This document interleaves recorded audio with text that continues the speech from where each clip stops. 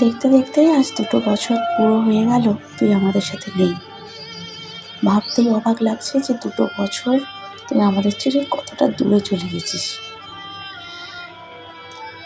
কিন্তু তোকে ছেড়ে থাকার অভ্যাস করতে পারলেও তোকে ভুলে থাকার অভ্যাস আজও আমরা করতে পারিনি।